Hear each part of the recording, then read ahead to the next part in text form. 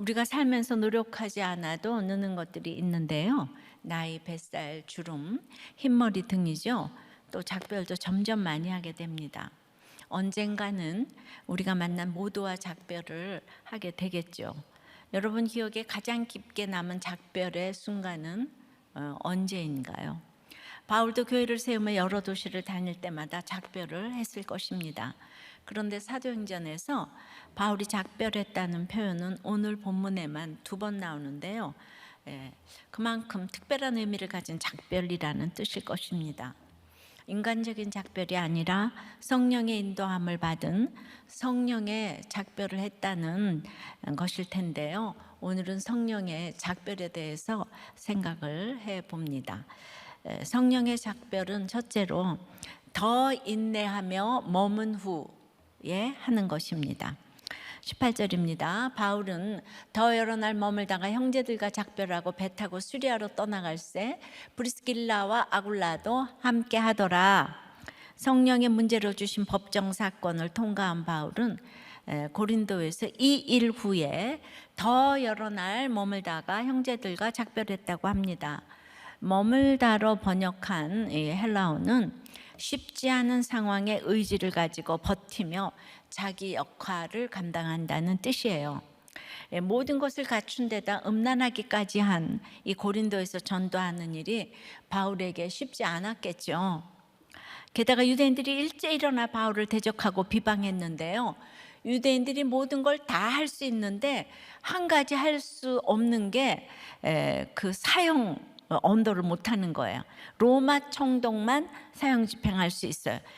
사형 언도를 내릴 수가 있어요. 그들이 그래서 바울을 고발한 것은 바울을 죽이기 위함이었습니다. 그런데 이제 무죄가 됐잖아요. 근데 참 아이러니합니다. 바울은 이고니온에서도 루스드라에서 그리고 필립보에서도 데살로니가에서도 아덴에서도 늘 쫓겨났잖아요. 그런데 지금까지 모두를 모아놓은 듯한 가장 악하고 가장 음란하고 마게도냐와 이제 그 아가야 지역에서 가장 영적으로 어둡던 이곳에서 이제 법정 사건이 해결된 뒤에도 바로 고린도를 떠나버리지 않았다는 거죠. 더 여러 날 머물렀어요. 충분한 기간을 머물렀다는 뜻입니다. 무엇을 위해 충분한 시간인가요? 갓 태어난 고린도 교회 성장을 위해 필요한 충분한 시간이 찰 때까지 최소한 법정 앞에서 모두에게 얻어맞는 수모를 당한 회당장 소스테네가 교회로 들어와 구원받고 바울의 동력자로 양육될 수 있는 만큼 시간이 필요했겠죠. 전 지난주 그 소스테네만 생각하면 정말 너무 참 우스워요. 그냥 유대인 유해하겠다고 그렇게 고소했다가 아주 그냥 그 법정에서 그 두들겨 맞는 소스테네가 정말 참 은혜가 되지 않습니까? 그러니까 소스테네를 양육해야 되는 거죠, 바울이. 그래서 이제 전도하고 가르치고 양육하는 사명의 자리에 딱 붙어서 디아트리보 해야 되죠. 비비고 닦고 문질렀다는 것입니다. 화내고 싶을 때 참고, 화내기 싫을 때도 참고, 말하고 싶을 때도 참고, 말하기 싫을 때도 참고, 날마다 인내하며 전도하고 양육했습니다. 따라서 여러 날 머무는 일은 인내가 필요한 일이었어요. 정말 고개가 절레절레 흔들어지는 그 사람 옆에 오래 있게 해달라고 기도할 때 하나님은 이제 성령의 작별을 하게 하실 때가 많아요. 그래서 성령의 작별의 결론은 영혼 구원입니다. 아니 오죽했으면 나중에 고린도전서에서 이렇게 말했겠어요. 15장 31절에 형제들아 내가 그리스도 예수 우리 주 안에서 가진 바 너에게 대한 나의 자랑을 두고 단언하노니 나는 날마다 죽노라. 바울이 고린도에서 머물 때 자기를 부인하고 날마다 죽는 모습을 보였기 때문에 이렇게 나중에 편지를 통해서도 자랑을 두고 단언할 수 있었겠죠. 그렇습니다. 바울이 날마다 인내해야만 했어요. 자기를 죽여야만 했습니다. 그 충분한 시간을 머문 후에야 바울은 고린도의 형제들과 작별하고 수리아 귀환길에 이제 오르게 되는 거죠. 믿음의 자녀를 또 복음으로 나온 아들, 딸 같은 성도들이 1년 6개월 동안 많이 생겼겠죠. 그런데 떠납니다. 떠나면 만남이 있어요. 바나바와 작별하고 혼자였던 바울 옆에 누가와 실라, 디모데를 만나게 하셨죠. 빌립보에서는 루디아를, 데살로니가에서는 야손을, 고린도에서는 브리스길라 아굴라를 만나게 하셨습니다. 떠나면 만나는 곳곳에 그 한 사람 때문에 그 한 사람 정말 중요합니다. 그 일당 천만을 해서 그 힘든 사역을 감당하게 하셨죠. 고린도에서 1년 6개월을 함께한 이 아굴라 부부는 고린도에서 이제 터전을 잡았는데 그걸 내려놓고 이제 같이 떠나겠다고 해요. 우리가 주님의 신부가 되면은 신부로서 같이 동행하는 것처럼 아굴라 부부가 그렇게 신부가 돼요. 정말 그렇게 동행을 해 주었습니다. 대부분 이렇게 떠날 때 아내가 반대해서 못 떠나는데 여기는 아내가 믿음이 더 좋아졌어요. 그래서 오늘 브리스길라와 아굴라 칭호가 바뀌어졌잖아요. 그래서 이 브리스길라 아굴라 부부 때문에 참 많은 위로와 힘을 받았으리라 생각을 합니다. 힘든 남편, 아내, 자녀와 부모가 감당이 안 되십니까? 이 십자가를 잘 지고 인내하면 영적 진실성이 드러납니다. 이 진실성을 증명하기 위한 충분한 시간이 되었을 때 성령의 작별을 하게 해주십니다. 적용 질문이에요.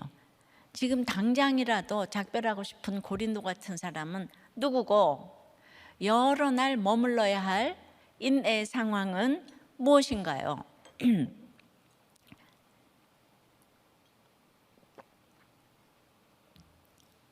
나눔이에요. 장인에게 5천만 원 빌려서 주식 투자를 하고 그 돈을 전부 날렸습니다.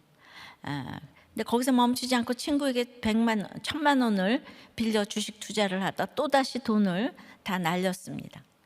여기서 멈추었으면 됐는데 잃은 돈을 만회하려고 또 재산금융에서 3천만 원을 빌린 돈을 지불하고 또 주식 투자를 하고 있습니다. 근데 거기서 더 나가서 종말론적인 신앙에 심취해서 무엇을 잘못했는지 전혀 모르고 자꾸 이상한 영의 세계, 성경, 또 백신, 말세에 대해서 이야기를 하면서 이제 아내를 힘들게 하고 있습니다. 이거 영육으로 힘든데 이때 정말 작별하고 싶겠죠. 그러나 또 머물러야 되겠죠. 자, 성령의 작별의 원동력은 두 번째, 자발적인 서원이라고 합니다. 자, 바울이 일찍 서원이 있었으므로 갱그레아에서 머리를 깎았더라. 그리고 이제 예루살렘으로 돌아가기 전에 갱그레아라는 곳에서 머리를 깎습니다. 우선 갱그레아가 어디냐면 지도 보여주시면은 그 갱그레아하고 이제 그 에베소가 저쪽 이렇게 보이는데 바로 고린도항 그 밑에 갱그레아 항이 있습니다. 갱그레아는 아시아와 로마를 잇는 고린도의 두 항구 중 하나였기에 무역과 상업이 엄청나게 발달한 곳이었어요. 이곳에서 바울이 지금 머리를 깎았다고 하잖아요. 그래서 제가 일부 때 강남에 갱그레아 미용실이 있다고 그랬더니만 그걸 또 다 찾아보셨어요. 그분이 믿는 분인 것 같아요. 그래서 한 사람 머리 깎는 일이 뭐가 이렇게 중요하다고. 그리고 또 여러분들이 아다시피 우리 바울 오빠는 머리가 없잖아요. 그래서 그 머리를 뭐 깎을 게 뭐가 있다고 이렇게 누가가 기록했을까. 그런 일은 없겠죠. 성경에 그 이유가 있습니다. 일찍이 서원이 있었기 때문에 서원을 이제 그 미완료로 계속해서 종료되는 시점까지 서원을 지금 이제 가지고 있었다는 거예요. 이 서원 때문에 머리를 깎았는데 이 서원, 바울의 바램, 바울의 원함, 이 서원이 도대체 무엇이었을까? 그래서 오늘 구약성경 좀 살펴보면 민수기 6장 18절에 자기의 몸을 구별한 나시리는 회막문에서 자기의 머리털을 밀고 그것을 화목제물 밑에 있는 불에 둘지며, 즉 머리를 깎은 바울은 나시린의 서원을 한 것을 알 수가 있는데요. 나시린들은 자신을 구별되게 하나님 앞에 바치고 이제 서원이 종료될 때에 이렇게 오늘처럼 머리를 밀어요. 그리고 화목제물 밑에 두게 됩니다. 그러니까 이 서원이 종료되기 전까지 이제 포도주를 입에 대지 않고 시체를 만지지 않고 이제 머리를 이제 깎지 않는 거예요. 시체는 죽음이고 또 죄의 결과고 하나님과의 단절을 뜻하기 때문에 이제 이렇게 이 서원이 끝날 때 머리 깎고 그 머리카락을 이제 불태운다는 거죠. 여기서 보면 서원은 성별하다, 구별하다, 이제 그런 뜻이 있는 거예요. 더 자세히 레위기에서 보면은 하나님께서 이스라엘에게 명하신 제사의 종류가 번제, 소제, 속제제, 속건제, 화목제 5개예요.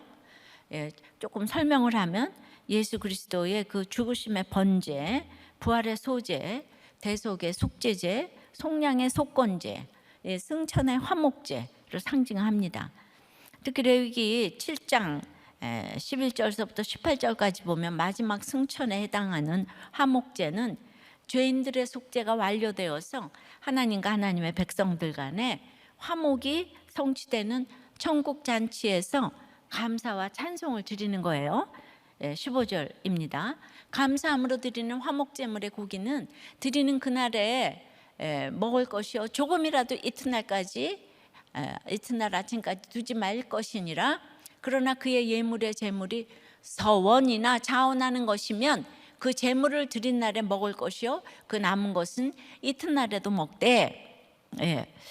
그러니까 그러나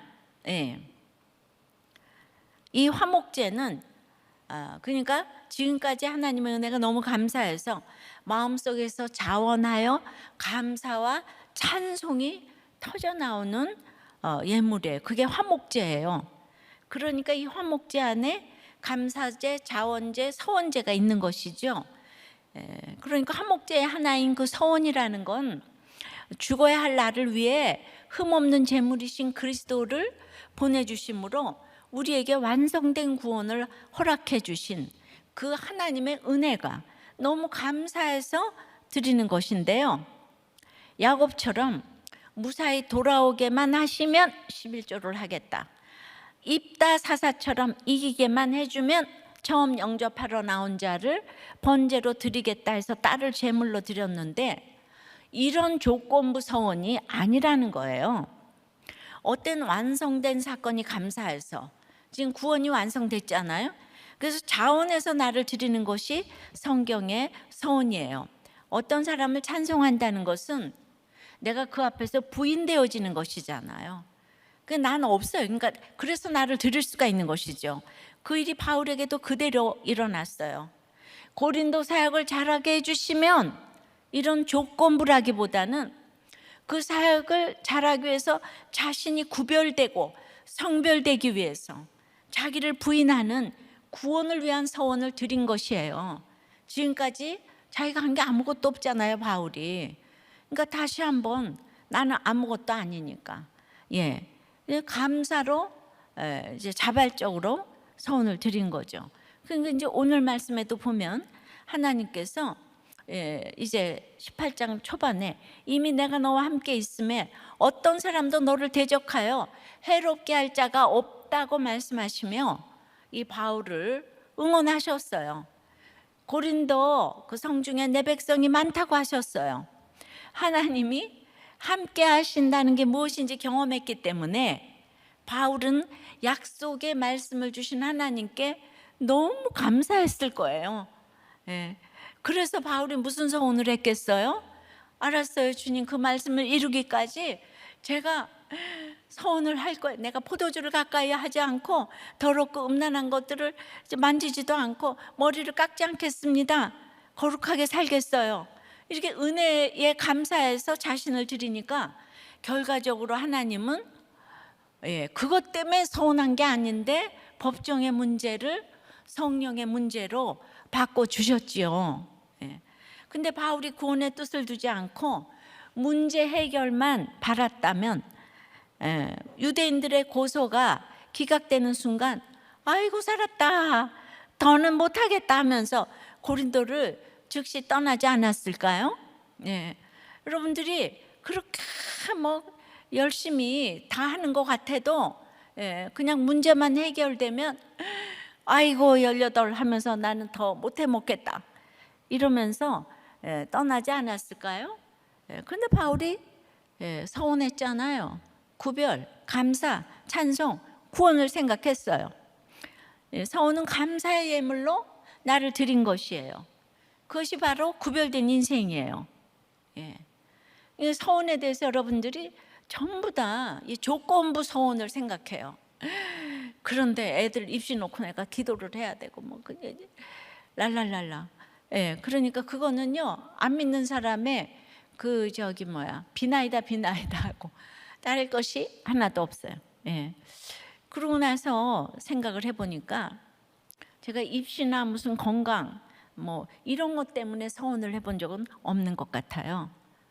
저는 이제 남편 가기 전에도 주례를 하게 해달라고 이제 금식을 했는데요. 그게 서원이라면 서원인데요. 남편이 가고 저의 사역이 커지니까 너무 두려워서 이 사명 잘 감당하게 해달라고 막 금식이 저절로 되더라고요. 하나님을 아까도 말했지만 찬송한다는 것은 내가 그 앞에서 부인되어지는 것이잖아요.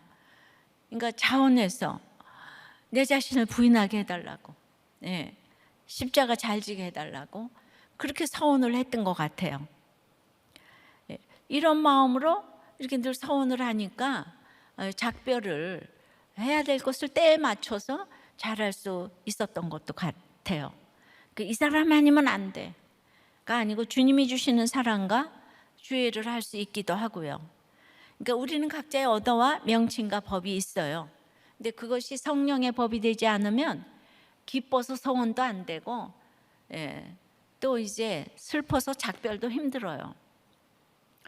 이제 서원에 대한 걸 생각해 보면 저희 어머니가 이제 아들 주시면은 주님께 드리겠다고 우리 둘째 언니를 백성의 아들이라고 이제 서원했어요.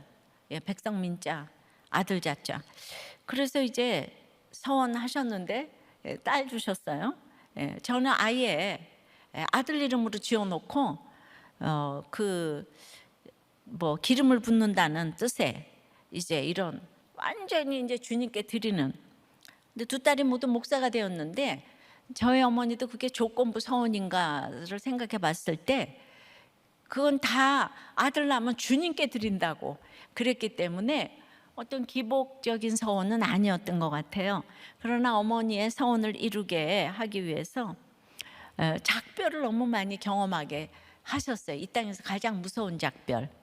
대학교 때 어머니와 작별을 했고 결혼 후에 시아버님, 시어머님과 30대에 또 남편과 또 교회 개척 직전에 친정 아버지와 작별을 하게 하셨어요. 젊은 나이에 4분의 부모님과 남편을 작별했어요. 그래서 이게 어머니 서원 때문에 누구와도 갑자기 작별할 수 있다는 연습을 이게 미리 하게 하셨다고 생각을 합니다. 그래서 늘 자신을 부인하게 해달라고 저절로 자발적인 영적 서원을 하며 가기 때문에 그런 무슨 일을 당해도 나만 아니 내가 예수 믿었는데 내가 교회 반주했는데 내가 4대째 모태신앙인데 어떻게 이럴 수가 있어. 이제 그거보다는 그러니까 항상 나는 특별하다. 난 예수 잘 믿기 때문에 이제 그런 생각은 하지 않게 하신 것 같아요. 남들 당하는 일 나도 겪었다고 생각을 하게 하신 것이 이 서원의 또 응답이 아닌가. 지금까지 지내온 것이 주의 은혜이지만 때마다 이제 원칙을 이렇게 생각하게 한 것은 이제 말씀 적용 때문이었고 그럼에도 수없이 타협하고 싶죠. 그래도 이제 큐티를 하는 게 연습이 됐어요. 습관이 됐어요. 그래서 말도 안 되는 거지만 사소한 원칙 하나를 지키려고 너무 골이 흔들리도록 고민을 하지만 그렇다고 해서 뭐 제대로 눈에 보이는 것도 없는데 그렇게 날마다 큐티를 하려고 주님이라면 어떻게 했을까 말씀으로 이렇게 이제 싱크를 열심히 한 것만 가지고도 주님은 훗날에 너무나 엄청나게 다 크게 갚아서 돌려주신다고 생각을 해요. 그래서 내가 한 게 아무것도 없는데 거룩하게 살겠다고 막 서원을 하니까 받은 선물이 너무 크다는 거예요. 그럼 원칙이 무엇입니까? 바로 이게 구별이에요. 거룩이에요. 팔복의 원리죠. 문자적으로 깐깐한 것이 원칙이 아니고요. 구원 때문에 오늘 손해보아야 할 말씀의 원칙을 말하는 것이에요. 그러니까 여러분들이 지금 각종 목장에서 그 원칙 때문에 이거 어떻게 할까요? 말까 늘 나누잖아요.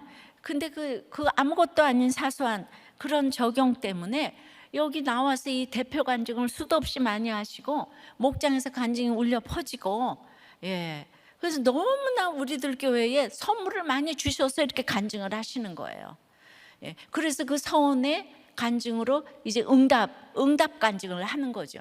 수없는 응답이 이루어졌어요. 그 사소한 큐티 적용 하나 때문에 하나님은 쌓을 곳이 없는 축복을 여러분들에게 또 우리들 교회에 이렇게 주고 계시다고 생각을 해요. 적용해 보세요.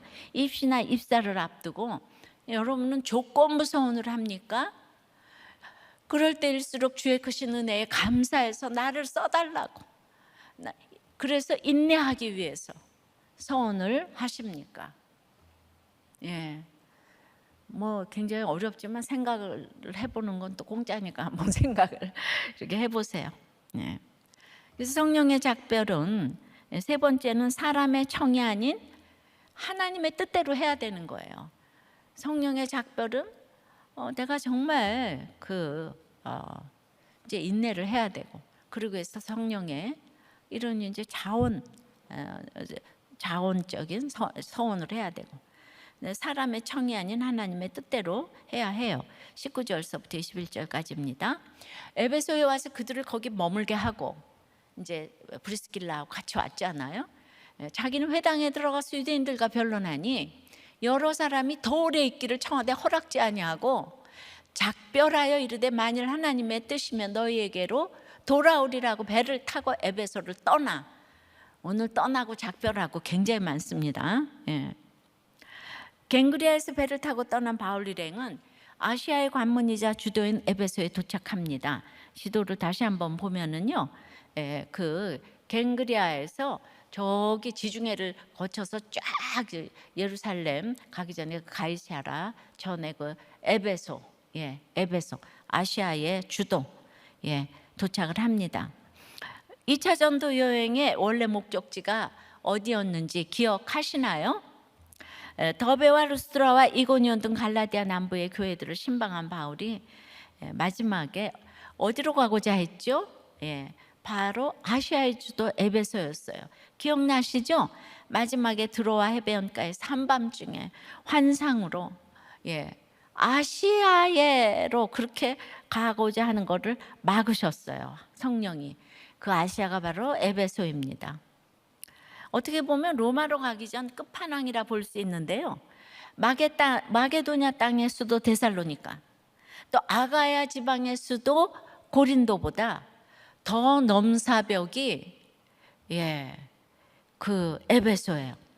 그래서 얼마나 힘든 곳인가 하면 성령께서 어린 디모데를 배려해서 막을 정도로 거기가 힘든 곳이에요.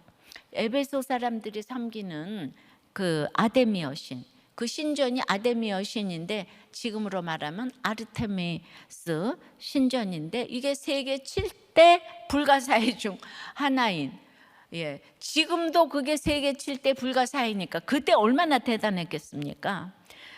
그처럼 우상의 세력이 강한 도시가 그 에베소예요. 그런데 이런 에베소를 굳이 들리지 않아도 돼요. 지금 예루살렘 갈 길이 바쁘거든요. 지금 이제 절기도 있고, 절기도 지켜야 되고, 그래서 시간이 바쁜데, 굳이 안 들려도 되는 에베소를 이제 들렸습니다. 그리고 도착한 후 쉬지 않고 회당을 찾아 복음을 전합니다. 여기서 변론하다는 말은 제가 이제 성령의 강론 설교를 할 때 그 강론했다와 같은 의미인데, 성경을 이렇게 펴서 구속사로 자신의 이야기를 한 거예요. 구속사로 했어요. 그러니까 그냥 그 사람들이 너무 이제 열심히 들었잖아요. 저는 이게 바울을 생각해 봤어요. 바울은 어떻게 그렇게 욕을 먹고 매를 맞고 그냥 사형 언도를 할 만큼 그렇게 지겨워하는데, 맨날 나는 이제 유대인 떠나서 이방인에게로 가겠다 그래 놓고도 계속 유대인 회당에 꼭 들리는 거예요. 이것이 자발적인 서원 아니면 되겠습니까? 예. 그래서 바울에게는 복음을 전하는 것이 일이 아니라 숨쉬기예요, 숨쉬기. 예. 여러분들은 숨쉬기예요, 일이에요. 그래서 자꾸 뭘 하면 목사님 좀 쉬라고 그러는데, 글쎄 말이에요. 저는 그냥 이렇게 와서 설교하고 이게 참 숨쉬기 같아요. 그래서 준비하는 것들이 물론 저한테 너무나 어렵지만은, 그래도 이게 너무 이제 습관이 된 것 같아요. 어렸을 때부터 이렇게 살다 보니까. 그래서 여러분들이 그 복음을 전하는 것이 목자님들도 사역자님들도 다 숨쉬기인지 일인지, 그러니까 이제 또 전합니다. 고린도에서 불법이 아니라고 그 바울이 그 비난받지 않게 됐잖아요. 근데 도리어 서운하고 지키는, 율법 지키는 모습을 보여주는 바울은 이 율법의 완성의 사랑이듯이, 바울은 그냥 그 당시에 유대와 이방을 다 생각하면서 자기로서 할 수 있는 것을 다 하는 모습을 이렇게 보여주는 거예요. 구원 때문에 못할 것이 없어요. 그러니까 당장 에베소의 회당에서 그 변론을 할 때 거부감이 없었을 것 같아요. 나시린의 서원을 딱 하고 머리 깎고 왔잖아요. 즉 머리를 깎은 것이 내 헌신의 끝이라고 종교를 하면서 내 서원 끝이 아니라 여기에 와서도 강론하면서도 또 이제 그 자발적인 서원으로, 하나님 에베소도 앞으로 일하셔야 돼요, 에베소도 책임져 주셔야 합니다, 그렇게 하고는 본인은 예루살렘으로 떠나지만 그 에베소 이제 또 돌아오잖아요. 전략적으로 여기 아주 중요한 인물인 브리스길라와 아굴라를 남겨놓는 거죠. 이 비중이 대단합니다. 그런데 이렇게 강론을 하니까, 구속사로 전하니까 이전과 달리 여러 사람들이 더 오래 있기를 간청하는 거예요. 고린도 에베소하고 비슷하잖아요. 화려하고 음란하고. 거기서 1년 6개월 동안 연습을 많이 해서 그런지 에베소 사람들의 마음을 설득한 것 같아요. 하지만 바울이 오래 있으라 그러는데 거절합니다. 전에는 성령께서 허락지 않았는데 이때는 바울이 허락하지 않습니다. 만약 하나님 뜻이면 다시 돌아올 것이다. 이때 시제가 능동태 미래예요. 막연한 것이 아니라 말하는 사람의 의지가 담겨진, 앞으로 이루어질 것에 대한 이런 각오와 의지가 담겨진 아주 강력한 표현이에요. 그래서 옛날 같았으면 어땠습니까? 성령께서 계속 막았지만은 사람들이 많아지니까 성령이 막아도 계속 아시아로 이제 가고 싶은 거예요. 그런데 성령의 서원을 한 바울의 태도는 어떻게 변화되었습니까? 그동안 자신의 실패와 두려움 속에 연약함과 두려움의 한계 가운데에서도 빌립보 교회가 세워지고 데살로니가 교회가, 고린도 교회가 세워지게 됨을 보게 되니까 자신의 의지보다 하나님의 의지가 조금씩 앞에 가기 시작합니다.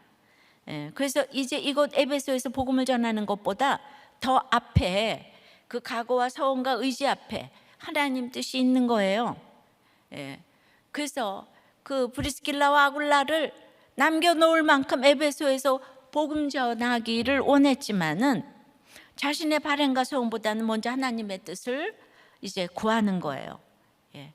빨리 작별하고 싶었던 고린도에서는 더 여러 날 머물렀지만 처음부터 오고 싶었던 에베소에서는 더 오래 있기를 청하는 그 여러 사람들이 있는데도 불구하고 바로 작별합니다. 단호하게요. 그러니까 인본적인 사람들의 특징이 이 때를 모른다는 것인데요. 갈 때와 올 때, 있을 때와 갈 때, 이걸 알려면은 십자가는 지혜고 지혜는 타이밍이에요. 그러니까 이 타이밍을 모른다는 것은 결국 십자가를 모른다는 거예요. 그래서 자기 생각대로 하니까 경고할 때는 칭찬을 하고 칭찬할 때는 경고를 하고, 그러니까 아주 굉장히 스마트해 보여도 대형 사고가 터지는 거예요. 그럼 이걸 어떻게 분별하냐고요? 가장 쉽게 구원보다 이익이 목적이면 분별이 안 됩니다. 그러니까 내가 구원의 확신을 가지고 잘못 판단할 때는 하나님이 책임져 주세요. 근데 그 나의 유익, 이게 목적이면 절대로 분별 안 됩니다. 물어볼게요. 힘든 배우자는 작별해야 될 사람인가요? 더 오래 머물러야 할 사람인가요? 와글와글 더 오래 머물러야 할 사람이요 라고 대답하셨어요. 제가 들었어요. 왜요? 말씀의 원칙이니까요. 구원을 위해서입니다. 반면 중독은 당장이라도 작별을 해야 될 대상이에요. 1시간이라도 더 머물러서는 안 되죠. 왜요? 역시 구원을 위해서입니다. 이혼이든 중독이든 구원과 정반대로 가는 것이잖아요. 그런데 내 이익이나 쾌락이 기준이 되면 힘든 배우자는 당장 작별해야 될 사람이고 중독은 조금 더 머물러도 좋은 대상이죠. 이 중독도 있잖아요. 물질 중독, 행위 중독이 있다 그랬어요. 아치볼트 디 할트가 그랬다 그랬죠. 제가 OST에서 한번 강의를 했었어요. 근데 이제 물질 중독은 약물, 알코올 중독인데, 그 물질 중독보다 더 무서운 것이 행위 중독, 게임, 성행위, 쇼핑 같은, 이건 숨겨져 있고 감춰져 있기 때문에 드러나지 않는데 훨씬 무섭다는 거예요. 그러니까 이 쇼핑할 때 황홀한 그 쾌락을 버리지 못한다는 거예요. 또 이생의 자랑, 학벌, 외모, 집안, 이 자랑의 열병을 끊어낼 자가 없다는 거예요. 이런 것들이 행위 중독이라고 해요. 인간이 전적으로 부패한 죄인이기 때문에 그래요. 그 죄인이라 그러면 여기에 나를 포함시키는 것이 구속사인데, 예를 들어서 중독인 집안 식구들이 중독자는 저 사람인데 나는 드러난 잘못이 없는데 내가 왜 죄인이야? 라고 따지면 정말 구원의 답이 나올 수가 없습니다. 내가 죄인이 아니니까 죄인을 구속하기 위해 오신 예수님을 찾을 수가 없기 때문이에요. 그래서 우리는 하나님의 뜻을 구해야 합니다. 하나님의 뜻을 어떻게 할 수 있죠? 날마다 이렇게 정말 하루도 안 빠지고 얘기를 하는데도 여러분들이 모르더라고요. 말씀 묵상하고 적용하여 알게 돼요. 혼자 따로 묵상하라고 성경 주지 않으셨어요. 그리스도의 몸인 교회 안에서 지체들과 함께 묵상하라고, 공동체적으로 읽고 생각하고 해석하고 적용하라고 말씀을 주셨어요. 그래서 그 말씀을 묵상하고 말씀 외에 공동체를 함께 세워가는 것이죠. 이 공동체를 통해서 중독을 내 힘으로 못 끊어요. 작별 못 해요. 그런데 그 중독자 센터에서도 나는 중독자입니다, 이거를 인정하고 공부하라 그러잖아요. 나는 알코올 중독자예요. 나는 쇼핑 중독자예요. 공동체에서 입으로 시인하는 거, 이게 중독 작별의 지름길이라는 거예요. 그러니까 이게 하나님의 뜻인데 결국 중독은 공동체가 없이는 끊어내지 못한다는 거예요. 그러니까 이 목장에 오는 게 아무것도 아닌 것 같아도 이 중독자를 끊어내려면 본인도 가족도 서로가 인내를 해야 되는데 무슨 힘으로 인내를 하겠어요? 공동체에서 서로가 자기는 중독자라고 고백하는 그곳에서, 그것도 말씀을 통해서, 죄를 보는 말씀을 통해서. 그래서 이제 적용을 해보세요. 내 뜻과 하나님의 뜻이 반대로 작용한 때는 언제입니까? 그러니까 이기적인 자기 사랑이 성령의 작별이 되어 지켜야 할 가정이나 또 끊어내야 할 중독은 무엇입니까? 게임, 성행위, 쇼핑입니까? 더 많지만 행위 중독이 더 무섭다고 하니까, 그래서 이 좋은 일은 하나님도 좋아하실 거야 하며 사람들이 요청한다고 행하는 것은 또 무엇이 있어요? 자기가 생각대로 굳이 하는 거 좋은 거죠. 뭐 이런 거. 그러니까 먼저 우선순위가 있는데 말씀을 모르면 우선순위가 뭔지 몰라요. 자, 성령의 작별 네 번째는 제자를 굳건하게 하기 위함입니다. 22절서부터예요. 가이사랴에 상륙하여 올라가 교회의 안부를 물은 후에 안디옥으로 내려가서 얼마 있다가 떠나 갈라디아와 부르기아 땅을 차례로 다니며 모든 제자를 굳건하게 하니라. 이제 에베소에서 배를 타고 떠난 바울은 지중해를 가로질러 가이사랴에 도착합니다. 뭐 지도를 안 봐도 아시겠지만 다시 보면은 에베소에서 가이사랴에서 그 예루살렘에서 안디옥 저 위에 맨 처음에 파송했던 안디옥까지 이렇게 가게 되는 여정이에요.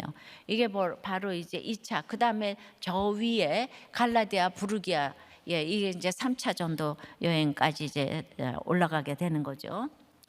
가이사랴에 도착한 바울은 거기서 올라가 교회 안부를 물었다고 해요. 예루살렘 교회 올라갈 때 늘 올라갔다고 그래요.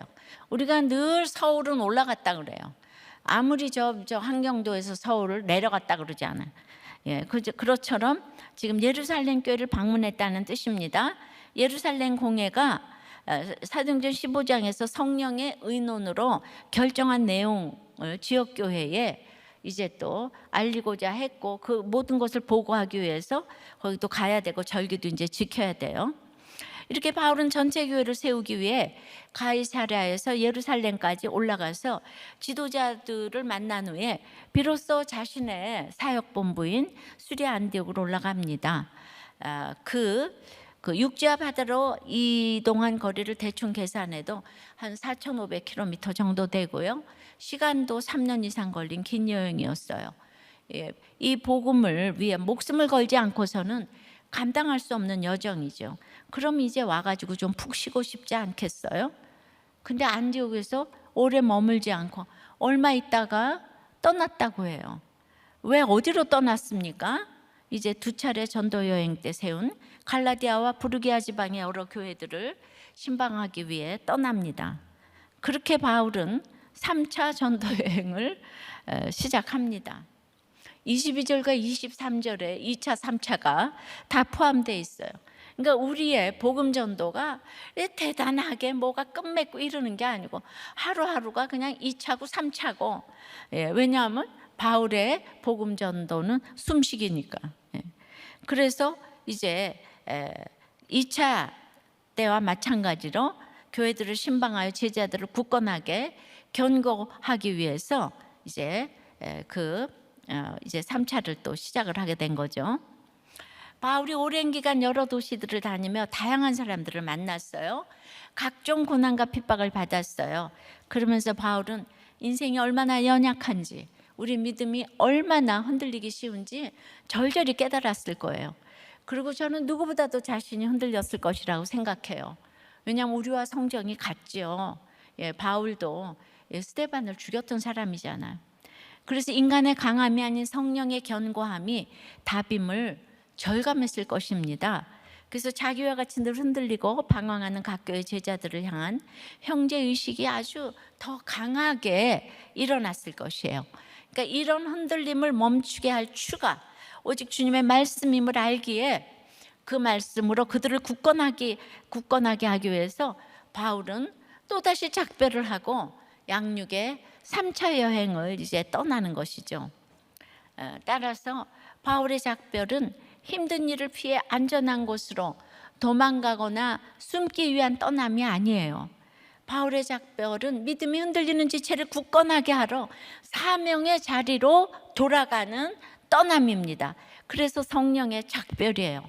인간의 작별은 끝남과 마지막이잖아요. 하지만 성령의 작별은 새로운 사명의 시작과 처음입니다. 다른 지체들을 굳건하게 하기 위해 이기적 관심의 한계에서 떠나는 작별이에요. 그래서 성령의 작별은 아까도 말했지만 자기 사랑으로 가득한 이 세대를 떠나는 것입니다.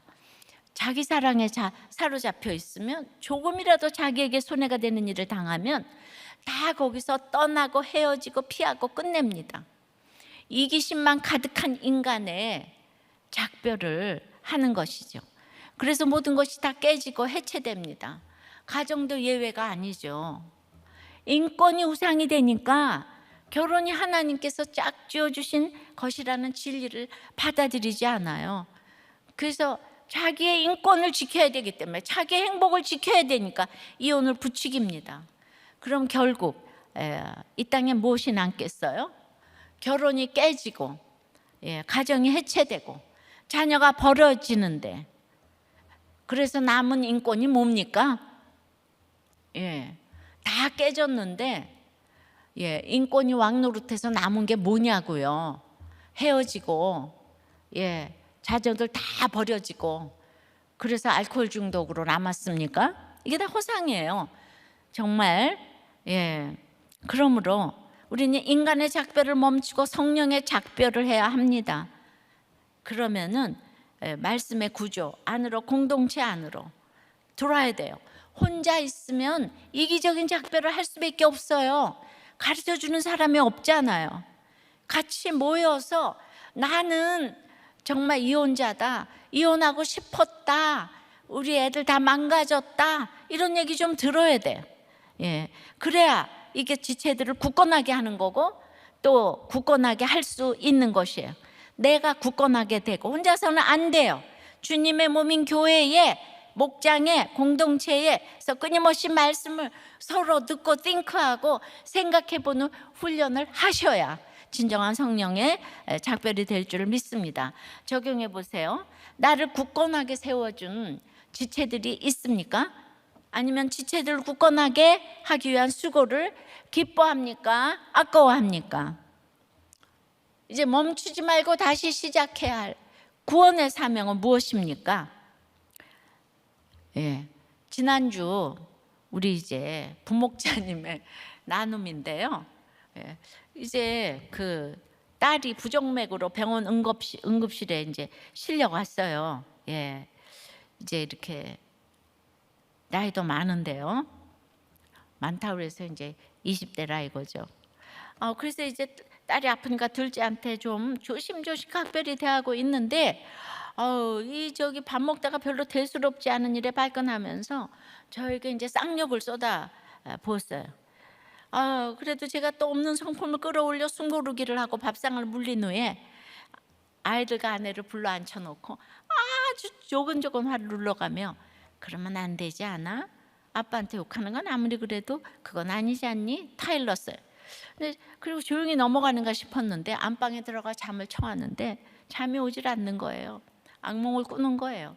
자다 깨다 새벽 4시까지 반복하다가 그냥 아내를 깨워가지고, 네가 중간 역할 못해서 애새끼가 아빠한테 욕한 거 아니냐? 면서 결혼생활 간만에 아내의 머리채를 잡고 2번을 흔들어대며 옆에 있던 2,000원짜리 대나무 등글기로 냅다 머리통을 이제 후려쳤어요.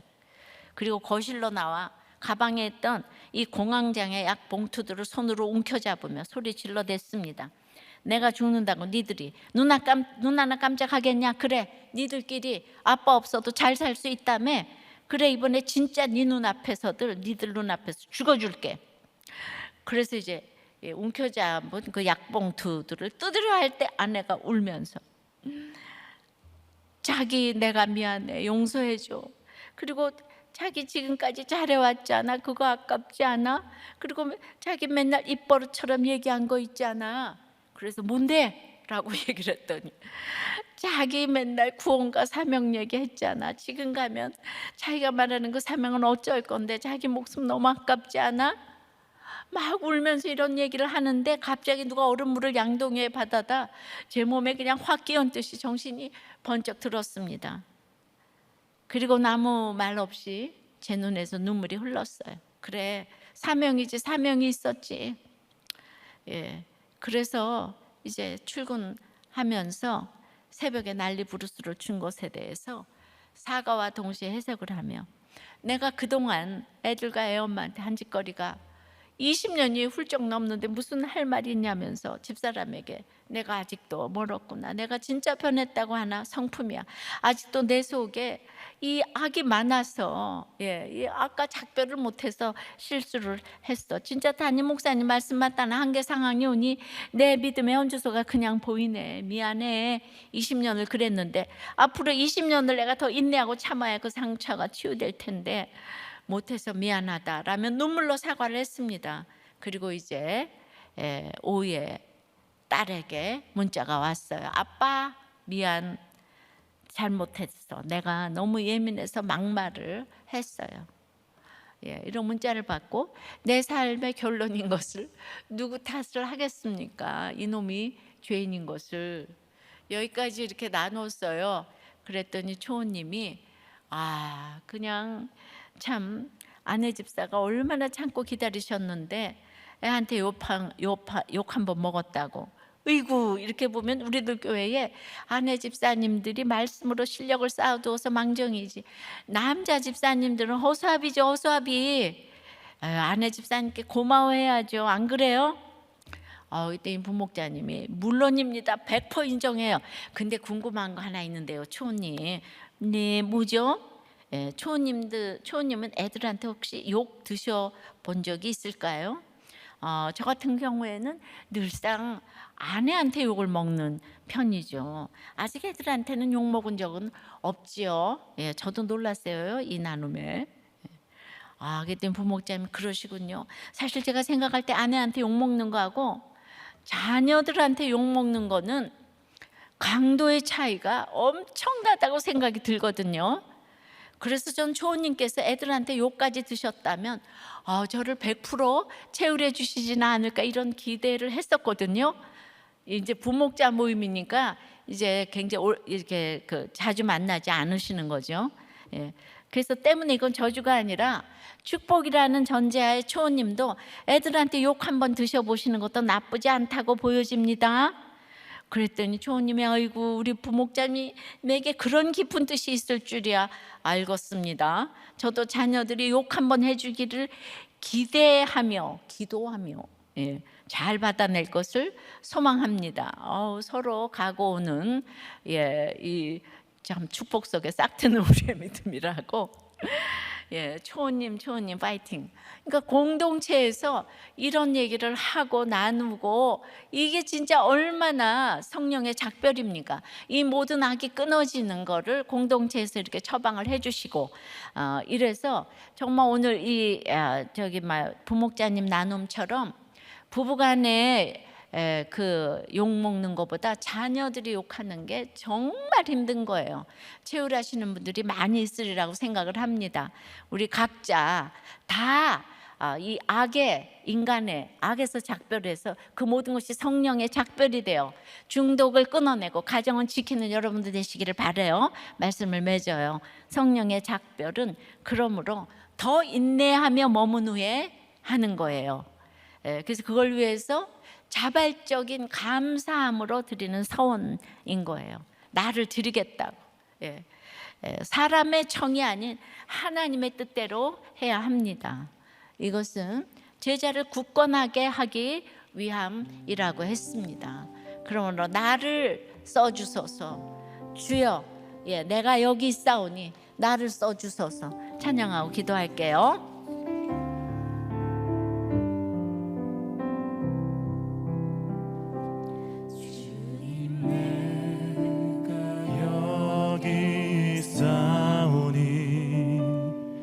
나를 보내소서.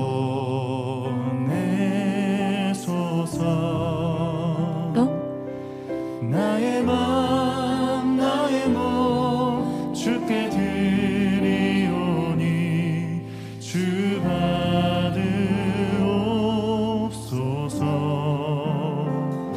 주님 내가 여기 있사오니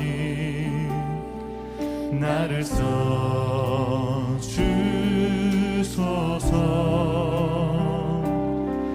가진 것 모두 다 주께 드리오니 주 받으옵소서.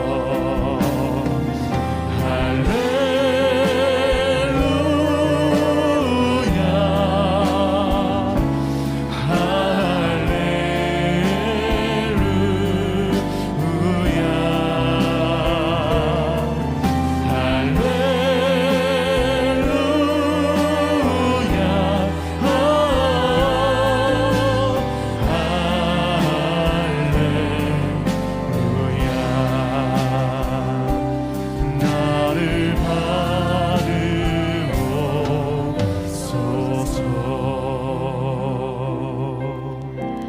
성령의 작별을 위해서 우리가 인내하게 해달라고 기도하십시다.